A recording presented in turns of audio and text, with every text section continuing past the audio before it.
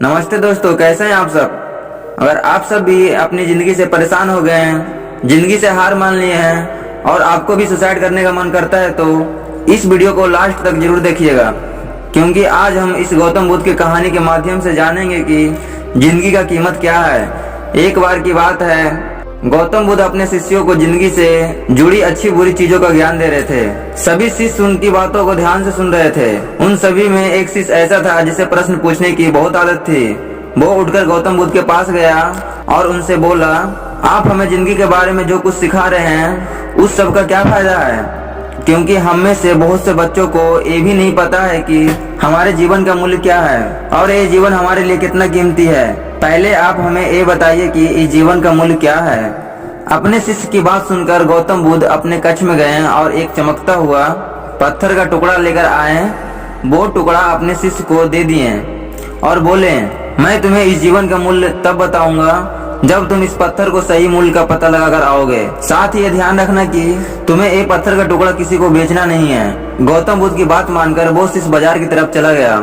बाजार में सबसे पहले उसकी नजर एक फल बेचने वाले पर पड़ा और उसने वो पत्थर उस फल वाले को दिखाया और बोला, इस पत्थर के बदले में आप मुझे कितने फल दे सकते हो। फल वाला बोला, ये पत्थर कुछ खास तो नहीं है, लेकिन फिर भी इसके बदले में मैं तुम्हें 10 केले दे सकता हूँ। वो शिष्य उस पत्थर को लेकर आगे चला गया। फिर उसे एक सब्जी वाला मिला। शिष्य ने उस सब्जी वाले से उस पत्थर की कीमत पूछी। सब्जी वाले ने उस पत्थर को ध्यान से देखा और बोला, इस पत्थर की कीमत के बदले में तुम्हें ज्यादा से ज्यादा एक बोरी भर सब्जियां दे सकता हूँ। इसके बाद वो शिष्य उस पत्थर को लेकर एक सोने के व्यापारी के पास गया। उस पत्थर की टुकड़े की चमक देखते ही उस सोनार ने उसकी कीमत 100 सोने के सिक्के लगाई। शिष्य ने वो टुकड़ा बेचने से मना किया तो वो सोनार ने उसके बदले में 200 सोने के सिक्के देने को भी राजी हो गया, लेकिन शिष्य ने वो पत्थर नहीं बेचा। इसके बाद वो शिष्य एक हीरो के व्यापारी के पास गया और उनके सामने वो पत्थर के टुकड़े को रख दिया। उस पत्थर को देखते ही हीरे के व्यापारी ने एक साफ कपड़ा बिछाया, उस पत्थर को उस पे रखा, फिर उसकी परिक्रमा की और हाथ जोड़कर उस पत्थर को कपड़े में लपेटते हुए वो बोला, तुम जिसे मामूली पत्थर समझकर उसकी कीमत पूछ रहे हो, असल में ये एक बेशकीमती रूबी है। ऐसा रूबी हर किसी को नहीं मिलता। मैं अगर अपना सब कुछ बेच भी दूं तो भी इसकी कीमत नहीं चुका सकता। उस व्यापारी की बात सुनकर वो शिष्य हैरान हो गया।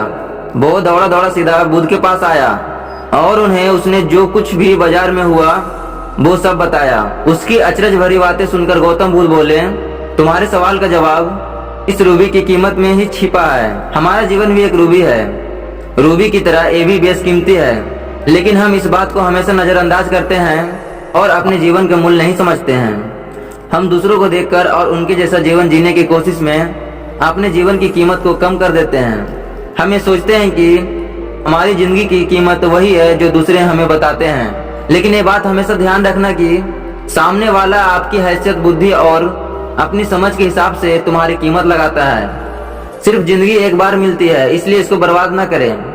अपनी जिंदगी को उतना ही कीमती समझें जितना कीमती आप अपने बैंक में रखे रुपयों को समझते हैं। आज के समय में लोग अपनी जिंदगी से ज्यादा कीमती प्यार, पैसों और दिखावे से भरी चीजों को समझते हैं। प्यार के चक्कर में लोग सुसाइड कर लेते हैं। पैसों के चक्कर में ऐसा काम करने लग जाते हैं जिससे उनकी जिंदगी बर्बाद हो जाती है।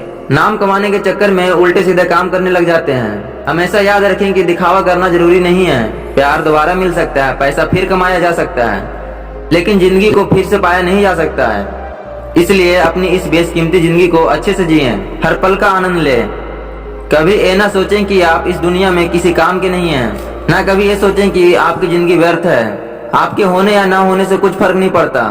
जब भी ऐसा नेगेटिव विचार आपके मन में आए तो खुद को बस ये याद दिलाएं कि जीवन एक रूबी है और ये बेशकीमती है। तो दोस्तों, आज की कहानी कैसी लगी? अगर कहानी पसंद आया हो तो वीडियो को लाइक कीजिए, शेयर कीजिए, कमेंट कीजिए और चैनल पर पहली बार हैं तो चैनल को सब्सक्राइब कीजिए। तो दोस्तों, आज की वीडियो में बस इतना ही। फिर मिलते हैं किसी नई वीडियो के साथ। तब तक के लिए अपना ख्याल रखना। जय हिंद, जय भारत।